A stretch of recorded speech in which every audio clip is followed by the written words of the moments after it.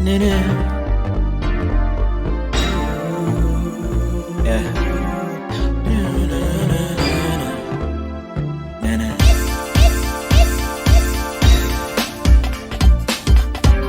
with Ches, we up next. Live with Ches, sports prepared. Live with Ches, live up next. Live with Ches, we're the best. Live with Ches, live up next. Hello, how's everybody doing today? Welcome to another episode of Live with Ches. I'm your humble host, Cameron Chester, and today we are talking NFL news. Let's get right into the news.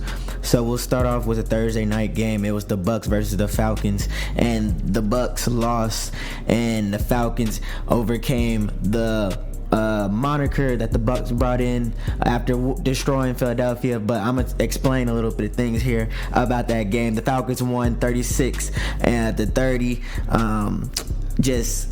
I gotta give it to Kurt. Kurt looked good. Darnell Mooney looked really good. Ray McCloud even pitched in. Drake London looked pretty good too. Not really good too. He balled out. Drake balled out. And then what's it called? Kyle Pitts even had a little bit addition there. So, but yeah, Baker played really good. Mike Evans did good.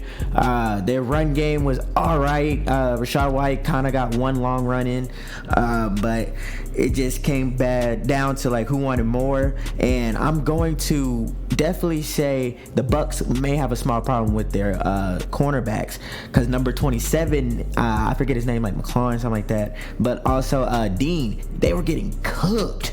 Just straight cooked by Mooney and cooked by Drake and cooked by Ray McCloud, and Kirk was just finding people wide open.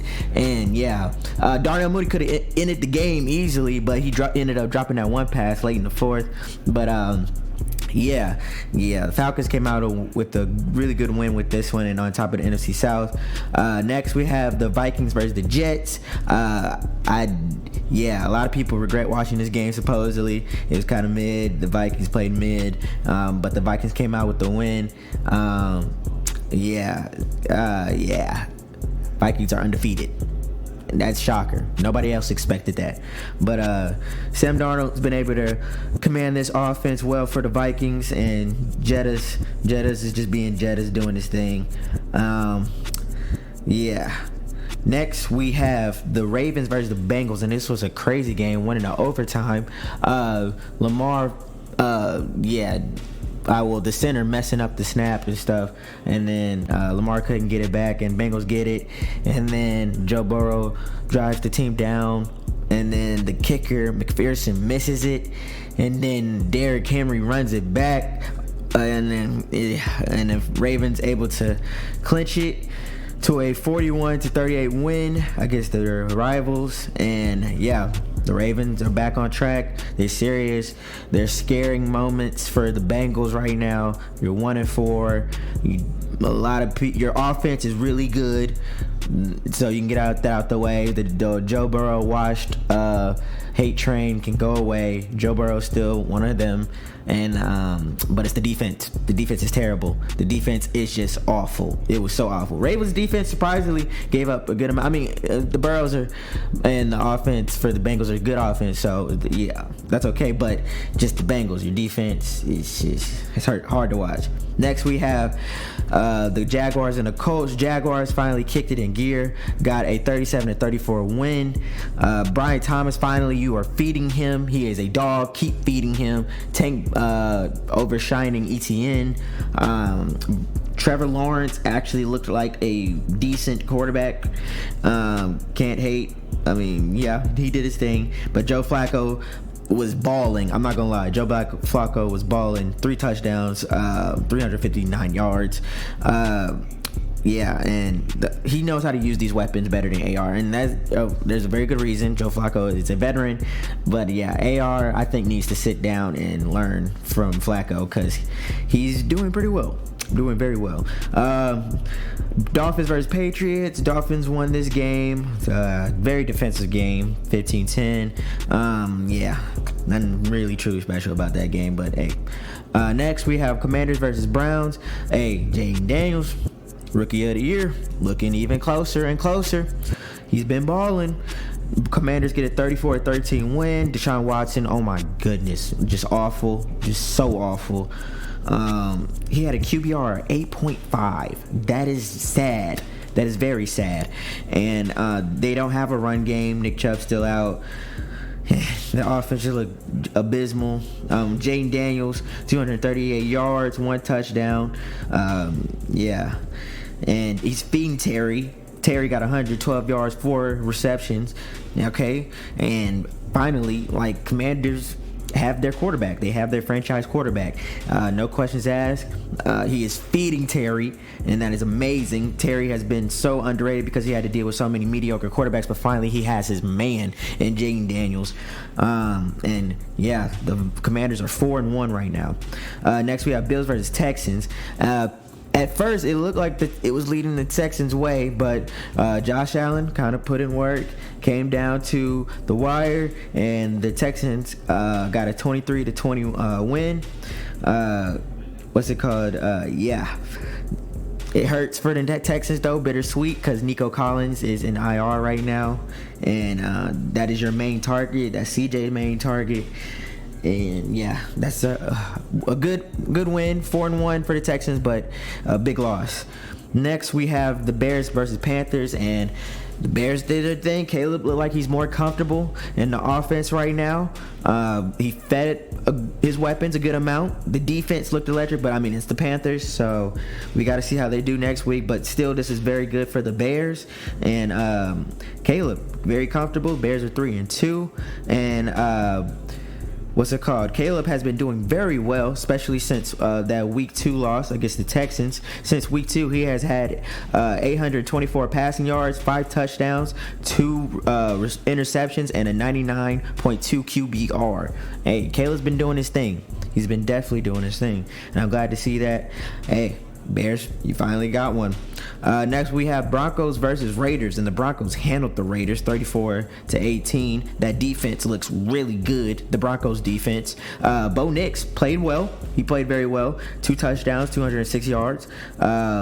Yeah. Broncos 3-2, not bad. Back in gear, back in maybe wild card contention, but we'll see how the rest of that go. Raiders, yeah, just struggle bus. And Devontae Adams wants out. Aiden O'Connell is starting next week.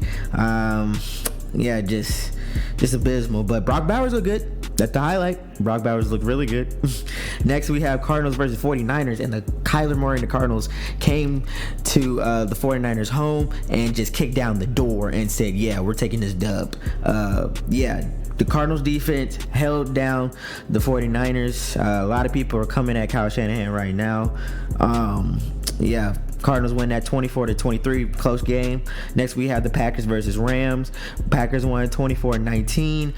Rams don't even have to say much. They are a very hurt team right now, and Packers should have scored at least a couple more. But Xavier McKinney is balling, though. He's been balling.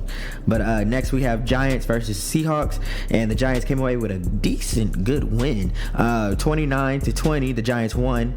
Seahawks, I just don't understand. Like, sometimes they're good, and then sometimes they just play mediocre. Next, we have the Cowboys versus Steelers, and this game is very defensive.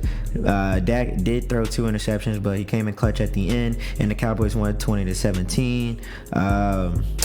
Maybe Fields isn't the answer. He did all right, but it just wasn't enough, I guess, in some people's eyes, and even my eyes watching the game. I felt like he could have did a little bit more.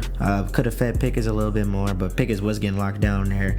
And but yeah, next we have the final Monday night game, Saints versus Chiefs, and this game was super defensive, very close, but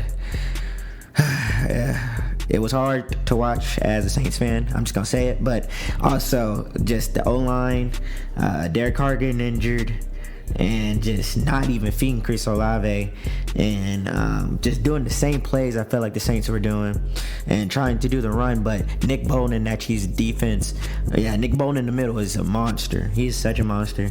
And yeah, just even from the beginning, that Derek Carr mistake was bad. It was bad. Patrick Mahomes found a way. He fed Kelsey. Kelsey looked like his old self. He found a way to get open. and definitely did his thing, cutting up the middle. Xavier Worthy, another touchdown. Looking like a prime perennial star in this league. And surprisingly, Juju did really good too. Juju did good, except for that mishap he had and ended up going to Sanders' hands, intercepted, and Sanders taking it all the way down, running pretty fast. But yeah, Chiefs won this 26-13, and Chiefs are undefeated and they head into the bye week. Saints 2-3 heading to Tampa Bay. It's gonna be tough. Yeah. But I'm gonna give you my 3 biggest winners and losers. So let me start off with the losers. I have New York Jets. You have your head coach fired. Aaron Rodgers looks pretty bad, really bad. The offense looks stale. Nathaniel Hackett has no answers. Looks like he can't even call plays right now. That was hard to watch. Number 2, the Browns. What are you gonna do with Deshaun, man? Things aren't adding up. The offense looks bad.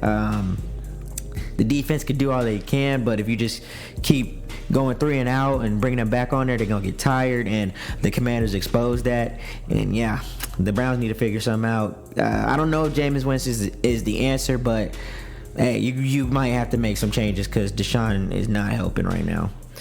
And number 3, I would have to say the Raiders, because Devontae Adams wants out.